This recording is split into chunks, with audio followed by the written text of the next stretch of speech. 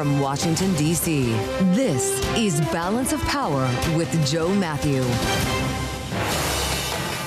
Day 8 of the shutdown. There will likely be a 9th. Welcome to the Wednesday edition as the Senate votes again to reopen the government with the same results expected. We'll get the Trump administration's view on all this ahead with a live report from the North Lawn at the White House and Bloomberg's Tyler Kendall. And we'll spend some time with lawmakers on both sides of the aisle this hour. Republican Congressman Jason Smith, chair of the House Ways and Means Committee, will be with us in just a moment, and we'll compare notes with Democratic Congresswoman Melanie Stansbury of New Mexico. With analysis this hour from our panel, Bloomberg Politics contributors Jeanne, Zaino, and Rick Davis. They're with us for the hour. All after a look at Wall Street. Let's get up to date on the trade this Wednesday with Charlie Pellet. He's at World Headquarters in New York. Charlie, how's it going? Thank you very much, Joe Mathieu. Day 8. Wall Street shrugs, stocks push higher. We're at a record again. S&P now at 67.51, looking at a gain right now of 36 points, up by about 0.5%. You run the GIP chart on the Bloomberg. We're close to session highs right now. The Dow up 146, up by about 0.3%. Nasdaq up 190, gain there of 0.8%. The Bloomberg Mag 7 index higher by 0.5% with a 10-year currently yielding 4.10% and the 2-year 3.57%. Spot gold at $4,057 the ounce. That is a record. Precious metal up now by 1.8%. West Texas Intermediate crude up 1.5%. WTI 62.64 a barrel, and Bitcoin now higher by 0.9%, back with a $123,000 handle. Bitcoin at 123,113. So the Dow, the S&P, Nasdaq all advancing. Automotive news, we got BMW shares. The ADR is down 5.6% after lowering its financial guidance on weak sales in China and tariff costs. And Jefferies Financial Group says it has $161 million of exposure to funds that held trade receivables and loans of bankrupt auto parts supplier First Brands Group. Jefferies shares, they're down by 1.4%. Again, recapping, stocks higher, S&P at a record, up now by 0.5%. And for on-demand news 24 hours a day, subscribe to Bloomberg News Now wherever you get your podcasts. Back we go to Washington. Once again, your host, here he is, Joe Mathieu. All right, Charlie Pellet reminding us there's a world outside of Washington. How about that? The S&P 500 at a record, even as we plunge further into a government shutdown with huge questions about how we get out of one. I'll let you know there were already no votes as expected on the Democratic version of the continuing resolution. The House has already done that now for, I believe, the 6th time today. And we're watching voting now. I should say the Senate, watching voting now on the Senate floor on the Republican CR. This is the one that did pass the House and is expected to fail again here. Thanks for being with us on the Wednesday edition of Balance of Power on Bloomberg TV and radio. Of course, it's a different mathematical equation in the Senate where you need 60 votes, something that I discussed with Republican Senator James Lankford of Oklahoma. Let's listen. The challenge that we have is we don't have 60 votes. We're not even close to that. So the alternative then is to just keep the government closed down forever. That doesn't help us either. We've got to actually have conversations with Republicans, Democrats who disagree on a lot of things, figure out how we can get 60 votes in the Senate to agree to something and then to be able to move. Conversations with Republicans and Democrats, cats and dogs living together. That will actually occur this hour on this program. We'll be joined in a moment by Republican Congressman Jason Smith, a key figure in this debate as he chairs the important House Ways and Means Committee. As I mentioned as well, Congresswoman Melanie Stansbury of New Mexico will join us with the Democratic view. But we want to start at the White House here because, of course, President Trump is so important when it comes to messaging and direction for the leadership on Capitol Hill. And Bloomberg's Washington correspondent Tyler Kendall's on the North Lawn right now on a rainy day here in the Capitol. Tyler, what's going on? Yeah, hey, Joe. Well, it's so far a relatively quiet day here at the White House. We haven't really heard much from officials in the way when it comes to any sort of progress on reopening the government. But we have heard from House Speaker Mike Johnson, asked directly after President Trump yesterday commented on the potential that federal workers might not get their back pay. House Speaker Mike Johnson saying that his interpretation of the law is that they are entitled to that pay, saying that they shouldn't face financial consequences just because there is a shutdown. Of course, this comes after reports, including our own here at Bloomberg News, that the OMB has drafted a memo that says that federal workers are not guaranteed compensation once the federal government reopens. President Trump was asked directly about this yesterday, and it's interesting to see here because it does appear that the OMB might be taking aim at this 2019 law that was actually signed by President Trump, essentially guaranteeing that there would be this back pay. The OMB now saying that it needs to be explicitly appropriated by Congress. Joe, we're already starting to see potential solutions here. We heard from Republican Senator Susan Collins yesterday, who was floating a potential backup option where maybe there could be a measure tied to the shutdown bill that would eventually reopen the government. The thing is, that measure isn't currently in this clean CR that we're seeing them currently vote on as we speak. And at this point, it would have to be added. But we know that at the moment, we are just going through the same process over and over again, voting, Joe, on this same clean stopgap measure that would fund the government until November 21st. Starting to feel like Groundhog Day, Tyler. I'm looking at the president's schedule, by the way. Nothing public until a couple of hours from now. He's participating in an event not geared toward the shutdown or trade, as we frequently see, but a roundtable in the state dining room on Antifa. Do we know anything about what's going to happen and how this will work? Well, we are expecting them to welcome us, reporters in the White House pool today, into that room. There are reports that independent journalists will also be there to discuss Antifa. We know that President Trump had moved to formally designate Antifa, which is a loose collective of far-left militant groups, as an official terrorist organization. But there have been questions since that executive order on exactly how this would work. Federal law allows for international groups to be labeled as foreign terrorist organizations, but we haven't seen how this would be enacted for this domestic group and how broad-ranging it would be. So potentially there could be some sort of details there, but it does come as President Trump, of course, escalates his rhetoric against mayors in Democratic cities, Democratic governors around the country, as we've seen National Guard troops invoked. And I would expect some common themes surrounding the president's moves there to emerge today when we enter that room. All right, Tyler. It's always a good day in Washington when Tyler Kendall's in the pool. She's live at the White House. We'll have more a little bit later on as we approach that event at 3 p.m. Tyler mentioned back pay. This has been a big question in Washington, or maybe it's not so much a question any longer.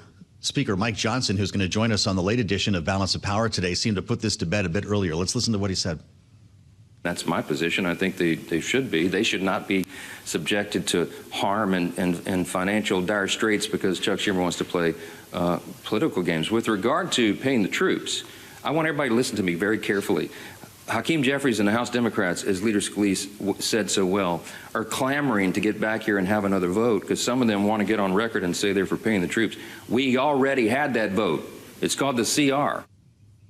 It's called the CR, he said, and that CR is getting a vote as we speak in the Senate. It is likely to fail. But these are really important matters. And of course, we know the 10th is the next pay cycle for federal workers, including the staffers of members of Congress. And then the 15th is the paycheck date for the military. We're joined now by Congressman Jason Smith, Republican, of course, chair of the House Ways and Means Committee, who's watching all of this from the other side in his chamber. And Mr. Chairman, I want to welcome you back to Bloomberg TV and radio. Before we get into all the politics around this, are you with the Speaker on back pay for federal workers? So without a doubt, back pay for federal workers who have not been furloughed, who have been working, should absolutely be paid. There's no question about that. Where the discussion is for individuals who have been furloughed, who are not working during the shutdown. That is where the big debate is. Mr. Chairman, I was just talking about the Government Employee Fair Treatment Act of 2019, which is the law that is, of course, at hand here, which the president signed in his first term. It does ensure that furloughed workers are made whole following the end of a shutdown. Should we be looking at this law differently? I think what we need to be looking at, we shouldn't even have to discuss this law at hand. The Democrats need to open up government. They're on the 6th vote right now in the United States Senate, blocking just a continuation of funding. We're just trying to fund government as it was on September 30th. Today, if they just open it up, there would be no question about who's getting paid. All federal employees would get paid. Do your job. Do something that you did 6 months ago. This bill is exactly the same to what they passed in March of this year, but they're only holding it hostage right now because of their unrelated policy objectives. They don't oppose anything within this 24-page continuing resolution of funding. They want things outside of the bill. That is why they're voting no. They're not voting against what's in it. And who's affected? The 1.3 million military personnel a week from today that will not have a paycheck. This is absolutely inappropriate. Do you have the same approach then to military paychecks? There's been a question, I'm sure you've discussed it with your colleagues, about whether there should be a separate piece of legislation to make sure that the military is paid, maybe using that $150 billion in the big, beautiful bill. The speaker clearly doesn't like that idea. How about you? The speaker is exactly right. We've already done our job. We funded government more than 3 weeks ago, paying all military personnel. The Democrats have always supported this in the past, but once again, they're playing political games with people's future and people's livelihoods. They need to stop obstructing. The 60-vote filibuster over the United States Senate, they need to break that right now if it means delivering paychecks for military and to open up government. It is unacceptable that Chuck Schumer and Democrats can hold hostage the economy. They can hold hostage the government. You hear all the same arguments that I do, Mr. Chairman, specifically when it comes to not necessarily impoundment, but the extension of Obamacare subsidies. And I realize that you're framing that as an unrelated issue. Democrats say, hey, we've had 2 rescissions packages so far, and letters are going out with rising premiums. If we don't deal with this now, we're going to miss the deadline at the end of the year. What's your response? Premiums have gone up 80% in the last 10 years in Obamacare exchanges. Premiums have continued to go up because it's been a complete failure. What they've done with these subsidies only increases the incentive for insurance companies to raise premiums, which is the wrong thing. Can we get together and have a good discussion about access to health care? We absolutely should. I represent an area that rural health care is in dire need. But guess what? One of the demands that the Democrats have within let's reopen government for 28 days is by cutting $50 billion for rural health care. That is unacceptable. So let's have a real discussion. But those premium tax credits, they don't expire till December 31st. And the only reason why they expire is because the Democrats made them temporary and not permanent in the Inflation Reduction Act. Well, should they expire? I know that you have members of your conference who say these were COVID-era subsidies and they have no purpose now. They should not be extended as they are because a married couple making more than $600,000 a year are being subsidized for this. That's completely unacceptable. We have to look at what will bring down the cost of premiums, what will provide more access to health care. This is what needs to be in the discussion. And let's try to do some transformational health care policy that delivers for all Americans, not just 24 million Americans, because that's what's on the exchanges. There's 347 million Americans. 174 million are employee health care insurance, and we're not even discussing that with all of these premium tax credits. 78 million people are on Medicare. 82 million are on Medicaid. That's not even being discussed by those folks on premium tax credits. So we're only talking about 24 million people when they talk about those premium tax credits. Well, you've got a pretty unique view as chair of the House Ways and Means Committee. And outside of the blame game, and I know there's a lot of noise in politics here, and you're effective at making your case, Mr. Chairman. Outside of who's at fault, how much longer do you think this goes? The president said 4 or 5 days we might start to talk about real mass layoffs. Is that when the government reopens? You know, it's disturbing. There's no winners here. The people that's losing is the American public. I said at the very beginning, if the Democrats force the shutdown, it will probably be longer than the prior shutdown, which was 35 days, because the Democrats will have to vote for the bill. that they have continued to vote against now 6 times over the United States Senate, and the same bill that Chuck Schumer and the Democrats voted for in March. Nancy Pelosi has been on record numerous times saying you should never shut down government for policy issues. You should fund government. Let's follow through with those actions.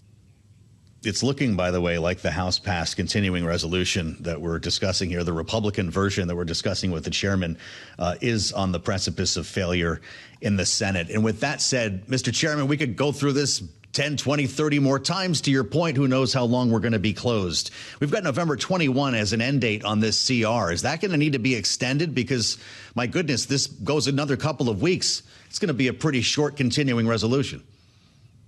Well, the Democrats' CR that they wanted was only 28 days with an additional $1.4 trillion worth of spending, including providing health insurance for illegals and taking away $50 billion of rural health care.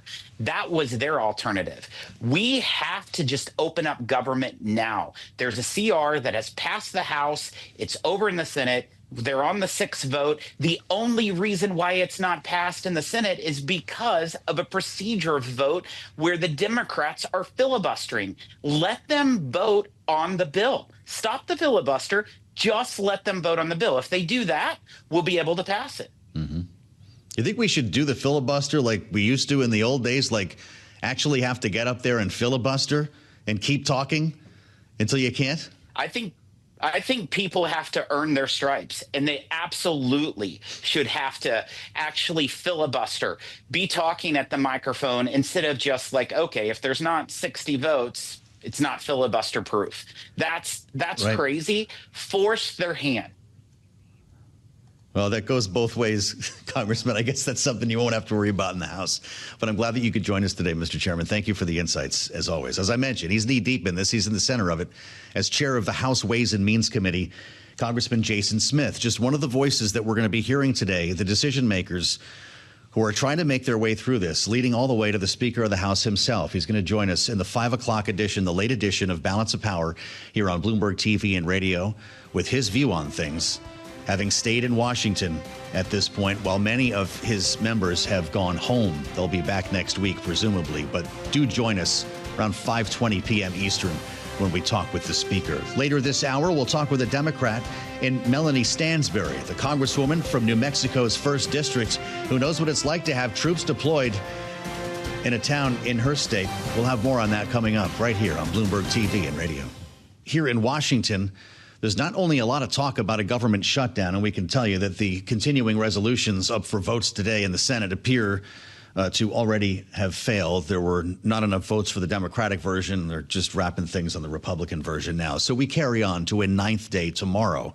And we will be talking later on the late edition of Balance of Power with the Speaker of the House, Mike Johnson. Starts at 5 p.m. Eastern Time. The U.S. Northern Command says the troops will be mobilized for 60 days in Chicago.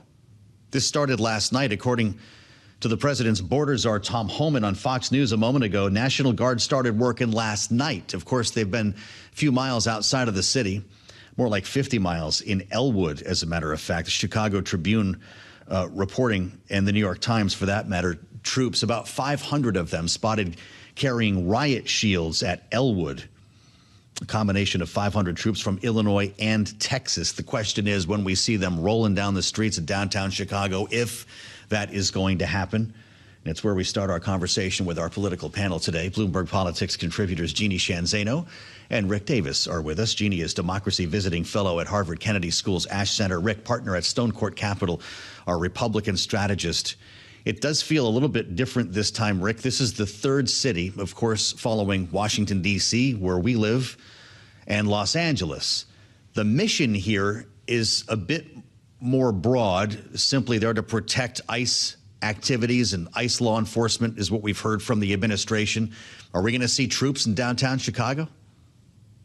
Sure. And this is not too dissimilar to the rationale they used when deploying troops in Los Angeles. They were there to protect federal assets, buildings, things like that. So they're keeping within sort of an interesting normality of bounds.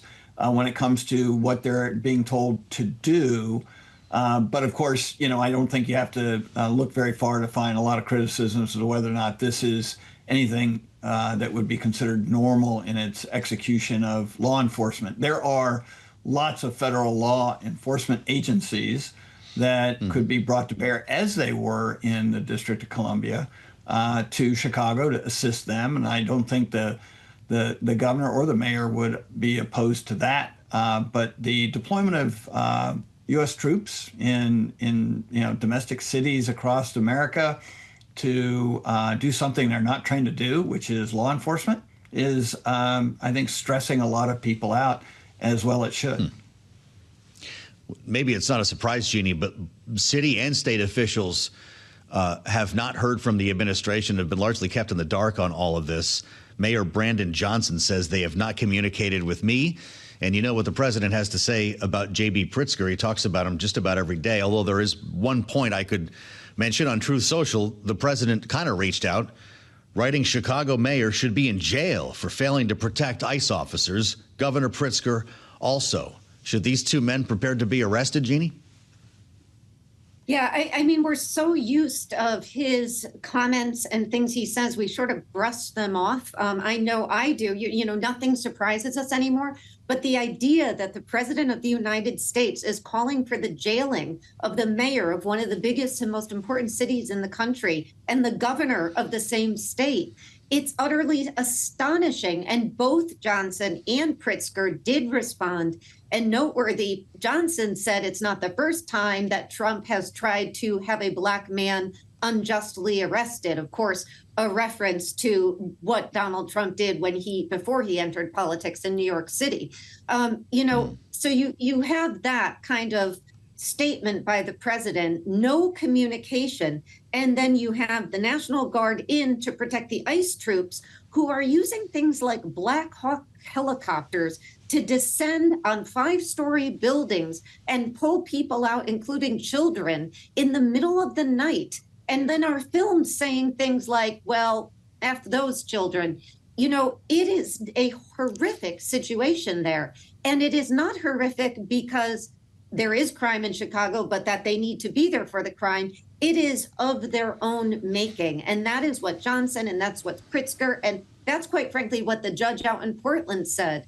You are untethered from reality if you think you need this kind of show of force to address peaceful protests that have been going on. You can go in and get illegal immigrants, members of gangs, without using militarized Black Hawk helicopters and people in masks to pull residents out of where they're living.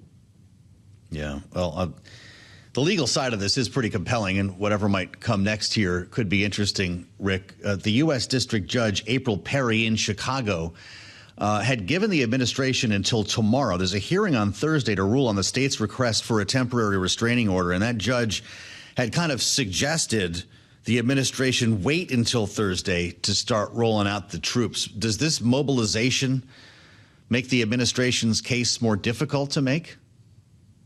Sure. I mean, just by even moving these Texas troops to Elwood is putting pressure on the legal system to test their resolve on ruling against them. And of course, this won't stop at this district level. If the administration doesn't get what they want or the governor doesn't get what he wants, they're going to appeal this. So this first skirmish has been really a replica of other things that this administration has done where they want to press the legal case. They want to challenge the courts to limit their power. They believe in, the executive power and what it is able to do in these cases, and they're willing to take it to the courts to do that. So yes, they are executing a strategy to put a lot of pressure on the court to rule against them, at which point in time they'll pivot and do it all over again, until at which point it gets to the Supreme Court, where they've had pretty good support for the things that they've done in the past, almost winning every case. So I think this is all just part of a kind of policy, if you want to call it that. That may not be giving it enough priority, but this has been the policy of this administration. Any city in the country is going to be subject to this. for any kind of reasons. If there's a protest, if there's a governor that says something that Donald Trump doesn't like, if there's a sanctuary city that is pushing back on ICE agents, all these things could tip this kind of thing into other jurisdictions around the country. Well, the courts are also going to decide the fate of James Comey.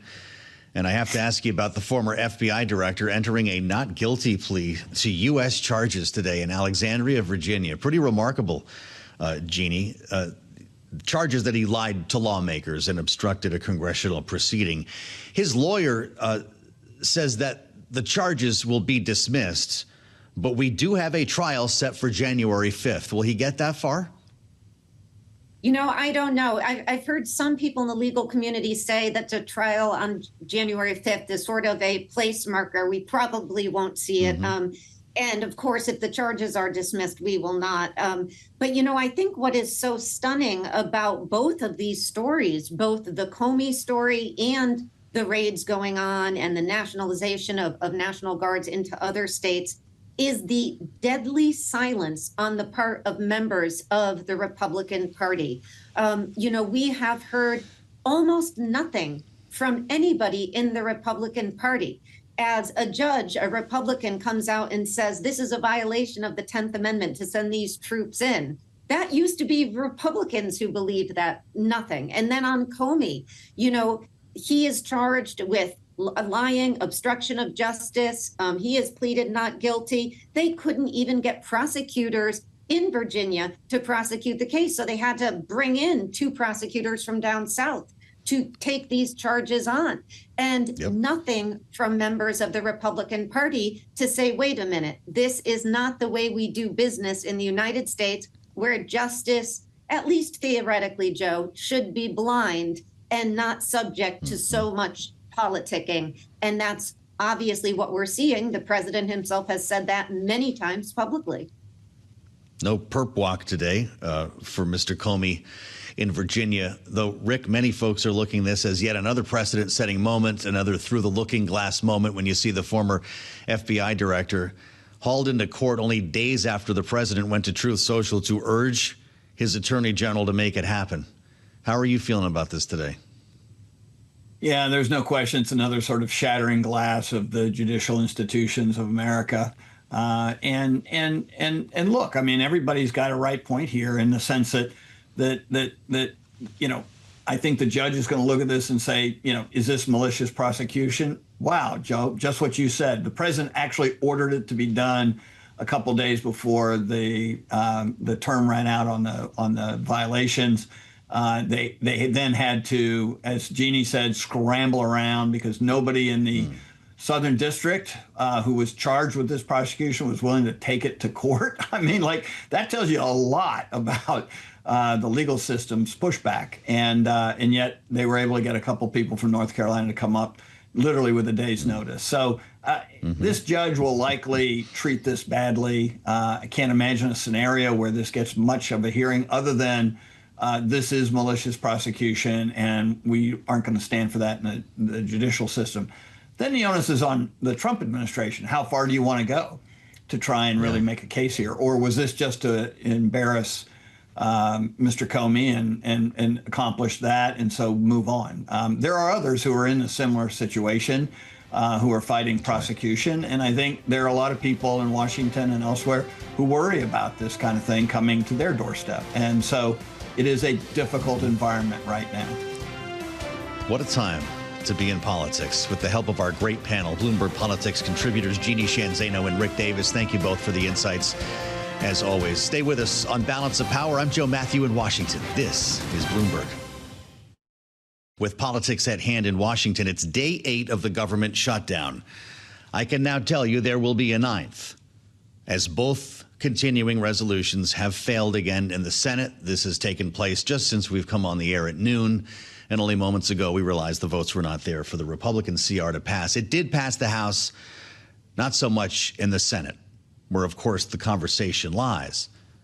And before we spend some time with the Democratic Congresswoman from New Mexico, we've been looking forward to this conversation with Melanie Stansbury. She'll be with us live from Capitol Hill, reminding you that, yes, there are members of the House in town, as we saw earlier when Jason Smith joined us. But spend some time with Senator James Lankford, a Republican from Oklahoma who knows what it's like to try to strike a deal. Remembering the bipartisan deal he struck on the border last year, which was summarily canned by then candidate Donald Trump. The idea of Republicans and Democrats working together, for instance, to extend Obamacare subsidies, feels like a foreign language, a foreign concept right now in the nation's capital, with some exceptions. Lankford may be one of them. Here's what he said. We've got to actually have conversations with Republicans, Democrats who disagree on a lot of things, figure out how we can get 60 votes in the Senate to agree to something and then to be able to move. That's why it's so surprising.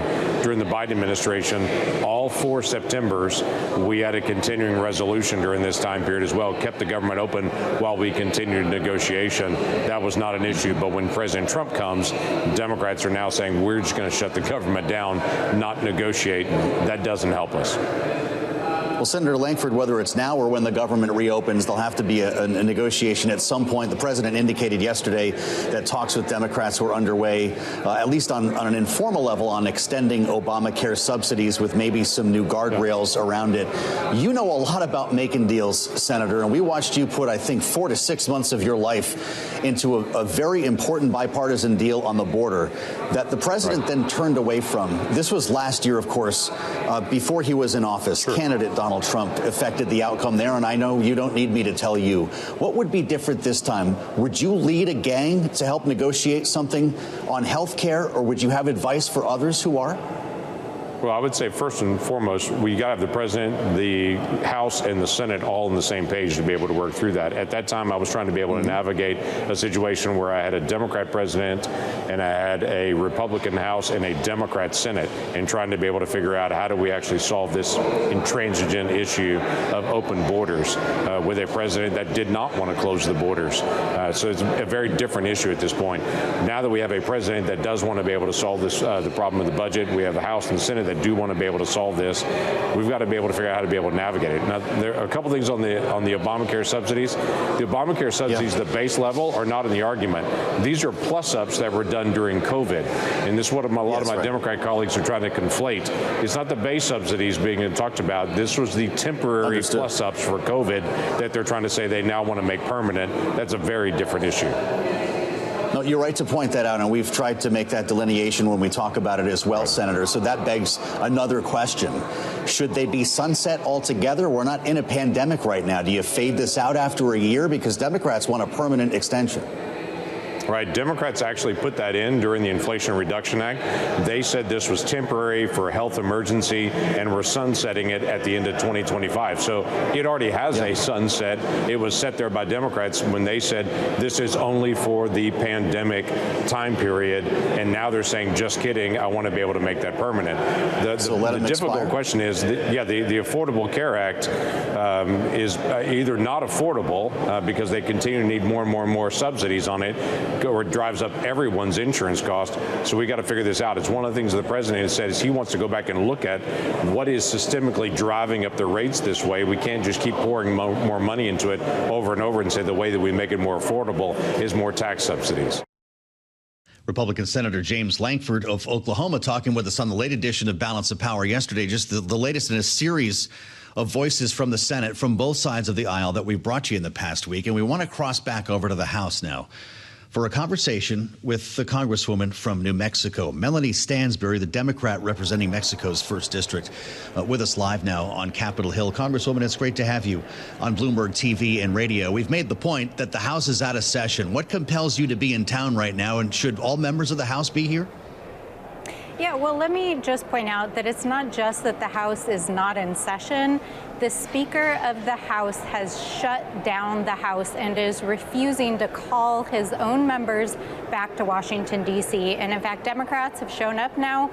Week 2, we are here. We are fighting to get a bipartisan deal to reopen the government, to address American health care costs, and to make sure that our democracy works for all Americans. And if Mike Johnson is not going to call us back, we are still going to continue to show up for the American people because that is what we do.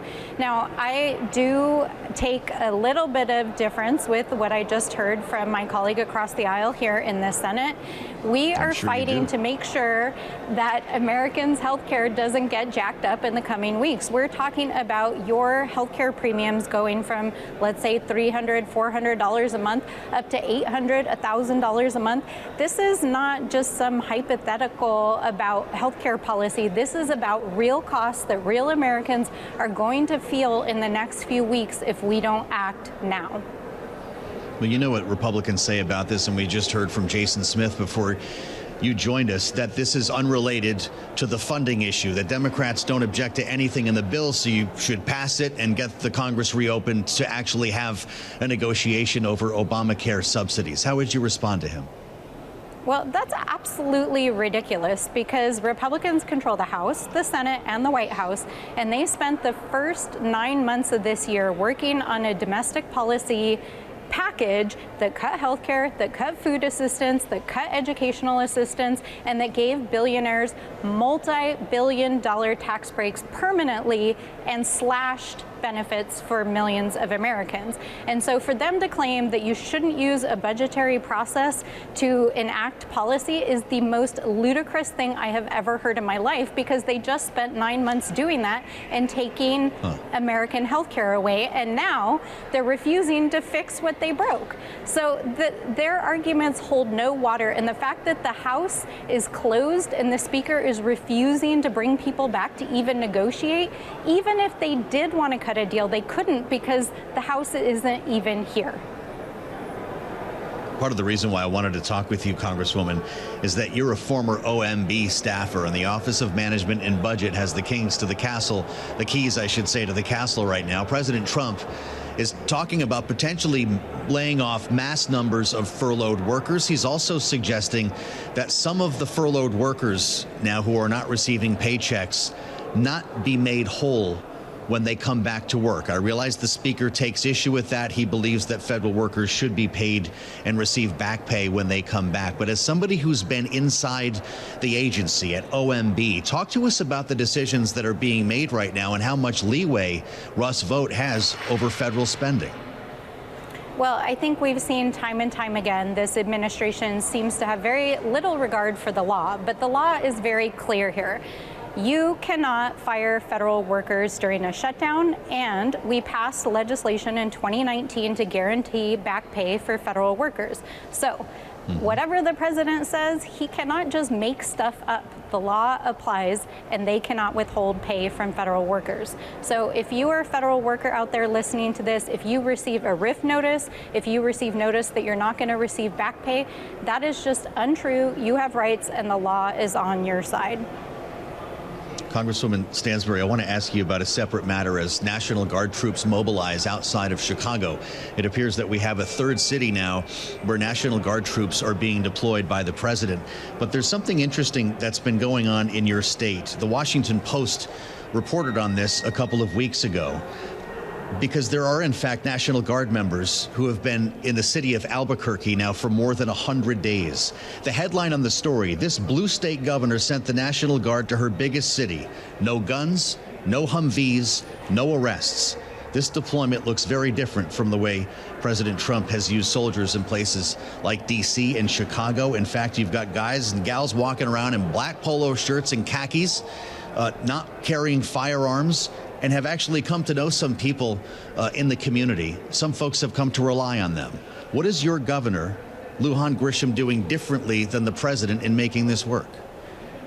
Well, there's a fundamental difference between a governor coordinating with local officials and local law enforcement to provide additional support and backup where it is wanted and discussed and deployed in a safe manner in a community versus the president illegally deploying National Guard to states and cities where it is unwanted, where the governors and mayors have said, no, do not send them, and is trying to use legal authorities that frankly don't exist. It's also very clear that the president is doing this as a show of force. He is trying to scare the American people. He is trying to show that he has power, and he's going to send individuals in with guns to scare the American people to back up his policies. But that is not the same as a coordinated legal authority under which a governor and local authorities use the deployment as a way to support local law enforcement. Well, I think it's a fascinating story because this is, of course, an extremely controversial issue when you factor in the matter of posse comitatus. And to see this happening in your city with crime in Albuquerque now falling across most all categories, this idea in this year, I guess it runs against the grain of those criticizing the idea of using National Guard troops and speaks to the nuances of how we can use them. Do you agree? No, because actually the reason why crime is falling in Albuquerque is because we have had a sustained investment over the last 7 years in behavioral health programs, in getting fentanyl off the street, and in community policing. And so the add over the last, several weeks of additional support for law enforcement helps to relieve pressure on existing law enforcement, but it is not what actually drove crime rates down in Albuquerque. What drove crime rates down was actually investing in our community and behavioral health. Would you like to see these 100 or so troops continue their jobs in Albuquerque? What I would like to see is continued investment in behavioral health and getting fentanyl off the street, because that is the #1 thing driving crime in most major cities in America right now. And we have an addiction crisis, and we need to be investing in our communities. Now we're talking about National Guard troops, and there's a question about active duty military troops going without pay starting on the 15th, Congresswoman. Some folks are pushing for a standalone piece of legislation to pay them out of money from the president's big, beautiful bill. We've only got about a minute left. Speaker Johnson says no, we already passed a bill to pay the troops. How about you? I personally think we need to pay our troops. We're here in the Capitol. Our Capitol Police are not getting paid. We need to pay our troops, pay our federal employees, and get the government reopened, and that requires Mike Johnson reopening the House.